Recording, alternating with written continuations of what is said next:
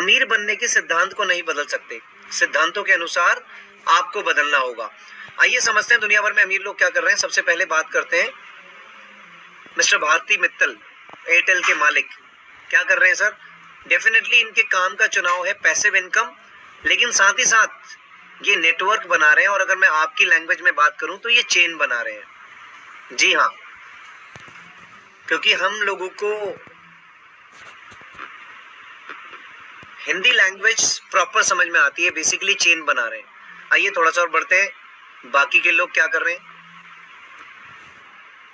आप हैं मिस अडानी जी, क्या कर रहे हैं फ्रेंड्स, ये भी चेन बना रहे हैं। आज आप देख सकते हैं कि इनकी एक पाइपलाइन ये बिछा रहे हैं आज रूरल एरिया में। हालांकि ये पाइपलाइन आज अदर जगह में भी जा चुकी है, और ये पाइपलाइन बिछा रहे हैं किस चीज की, नेटवर्क की पाइपलाइन। ये हर घर में आज घुस चुके हैं, और ये भी आज एक पैसिव इनकम का सोर्स जनरेट कर चुके हैं। उसके बाद टाटा स्काई, ये अगेन एक और बहुत बड़ा एग्जाम्पल है। आपके घर में जो छोटे छोटे बच्चे हैं फ्रेंड्स, वो दूध नहीं पीते अगर वो छोटा भीम या पॉकीमोन या डोरीमोन ना देख लें। वो ब्रेकफास्ट नहीं करते अगर वो टाटा स्काई पे कार्टून नेटवर्क्स में कोई अपना कोई पर्सनल चैनल ना देख लें। हमारी लाइफ की बहुत बड़ी जरूरत बन चुका है, लेकिन अल्टीमेटली इसके पीछे ताकत है कि ये चेन बना रहे हैं। आइए थोड़ा सा और आगे बढ़ते हैं।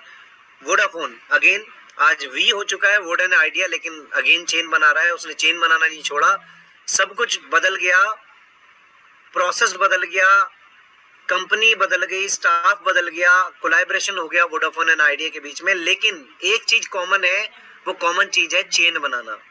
जियो अगेन चेन बना रहे हैं, and dish TV again chain बना रहे हैं। मैं आपको समझाना क्या चाहता हूँ, मैं आपको सिर्फ समझाना ये चाहता हूँ फ्रेंड्स, कि अगर आप अमीर लोगों की कैटेगरी में आना चाहते हैं तो आपको वह काम करना पड़ेगा जो इस दुनिया के अमीर लोग कर रहे हैं। और उसका जो सिद्धांत है वो सिंपल सा सिद्धांत है कि अमीर लोग चेन बना रहे हैं, नेटवर्क बना रहे हैं।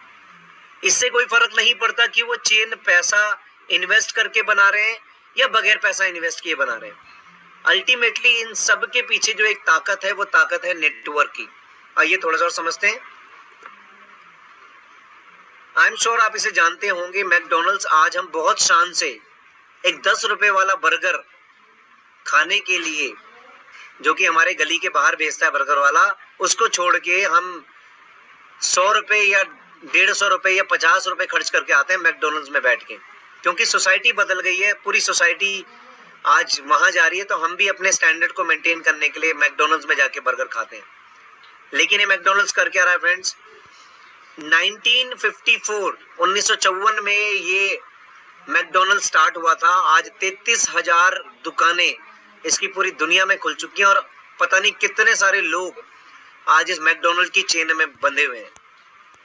89 बिलियन डॉलर्स का रेवेन्यू जनरेट करती है कंपनी। KFC, आज हमारे घर के बाहर भी बहुत सारी दुकानें हैं जहाँ पे चिकन मटन मिलता है।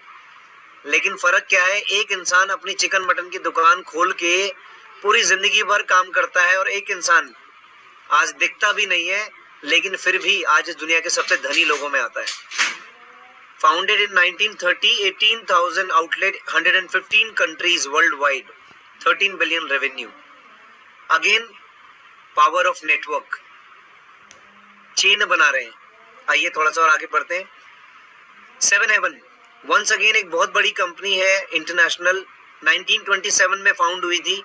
55,000 आउटलेट 16 कंट्री के अंदर, और 84 बिलियन रेवेन्यू जनरेट करती है पूरी दुनिया में।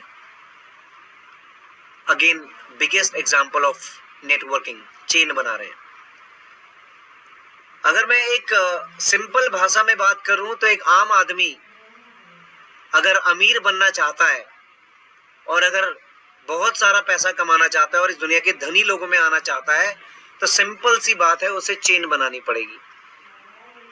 चाहे वो पैसा लगा के चेन बनाए, चाहे वो बगैर पैसा लगाए चेन बनाए। लेकिन एक आम आदमी के पास चैलेंज बहुत सारे होते हैं। सबसे पहले उसके पास चैलेंज होता है कि अगर वो 4 लोगों का भी नेटवर्क बनाता है तो उसको एक दुकान खोलनी पड़ेगी। अगर वो 10-15 लोगों का भी नेटवर्क बनाता है, 10-15 लोगों को अपने नेटवर्क में शामिल करता है, तो उसको कोई ना कोई अपना सेल्फ काम करना पड़ेगा, कोई बिजनेस करना पड़ेगा। और बिजनेस करने के लिए उसके पास पैसा नहीं है, बहुत बड़ा चैलेंज है। नंबर 2, अगर पैसा है तो उसे ये नहीं पता कि पैसा लगाना किस क्षेत्र में है, उसके पास नॉलेज नहीं है। कई बार लोग पैसा तो लगा देते हैं, व्यापार भी कर लेते हैं, लेकिन बाद में पछताते हैं, भाई क्यों किया, क्योंकि संभलता नहीं है।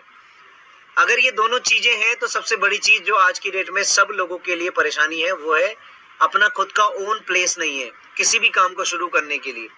चाहे एक ऑफिस खोलना हो, चाहे दुकान खोलनी हो, अपना एक पर्टिकुलर प्लेस नहीं है। आज की डेट में किराया इतना मार जाता है कि आदमी व्यापार करने से पहले 10 बार सोचता है। उसके अलावा अगर ये सारी चीजें हैं तो दुनिया भर की टैक्स की लायबिलिटीज उसके ऊपर होती हैं, ये तो भरना ही भरना है, क्योंकि भारत सरकार ने इसके ऊपर बहुत सारे आज रूल बनाए हुए हैं।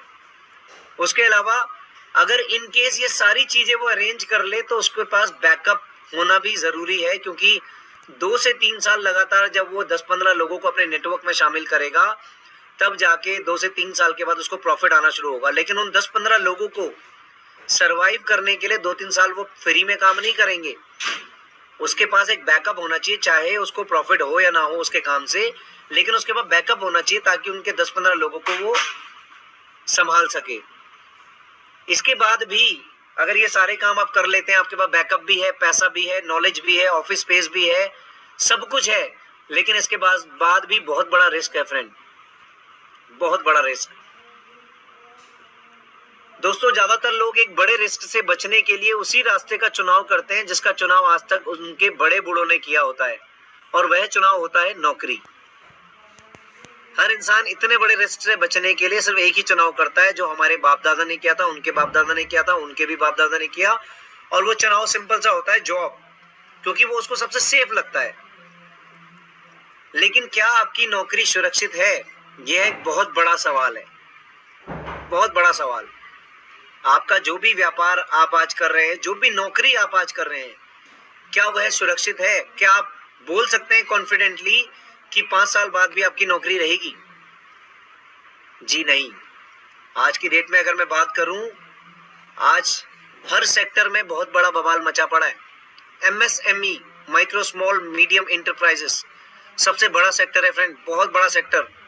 51 million SMS across the country, 120 million people आज इस सेक्टर से जुड़े हुए हैं। 38% कंट्रीब्यूट करती है ये वाला सेक्टर जो है, 38% कंट्रीब्यूट करता है इंडिया की GDP में। इतना बड़ा सेक्टर है ये, समझ सकते हैं आप।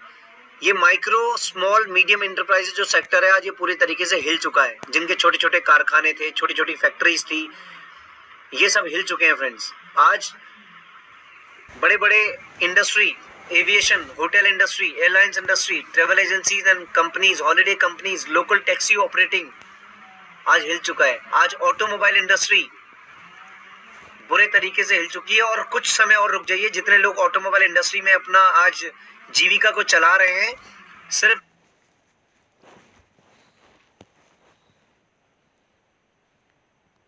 इंडस्ट्री में और बहुत बड़ा बवाल मचने वाला है,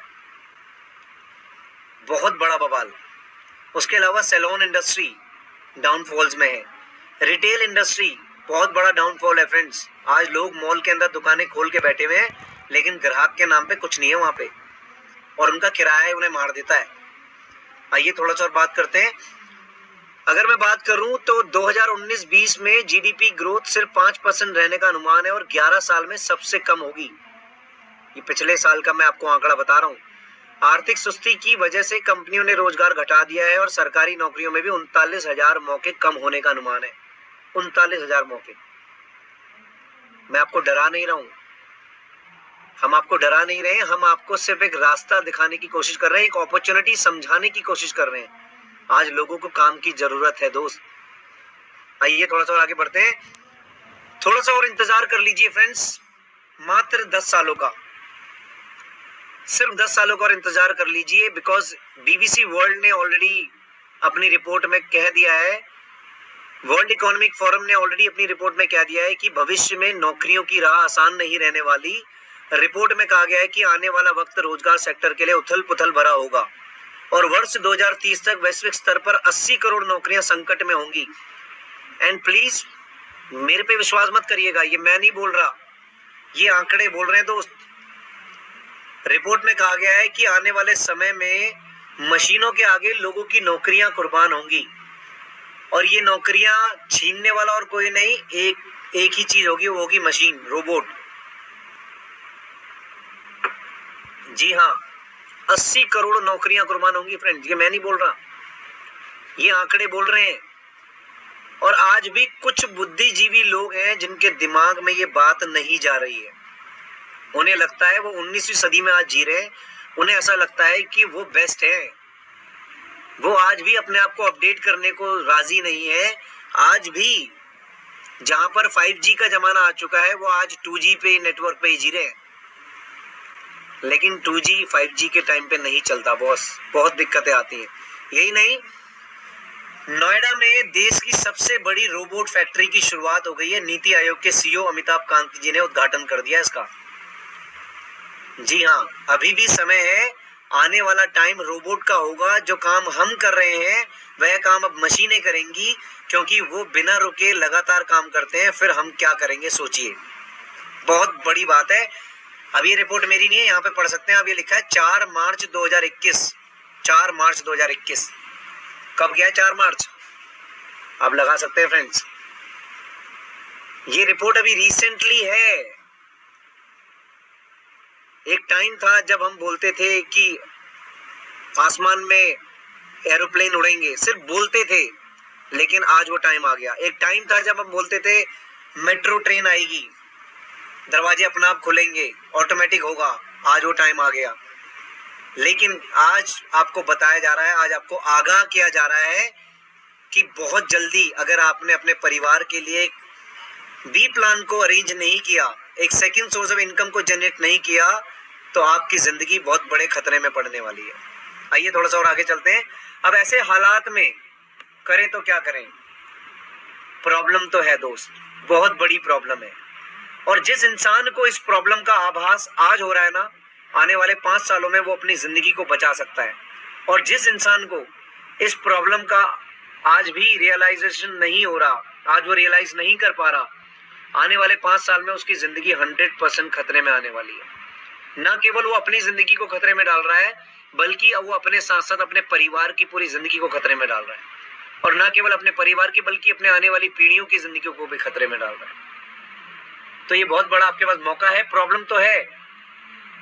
अब ऐसी प्रॉब्लम से बचने के लिए सिर्फ एक ही रास्ता है जो मुझे समझ में आता है। This is my personal opinion.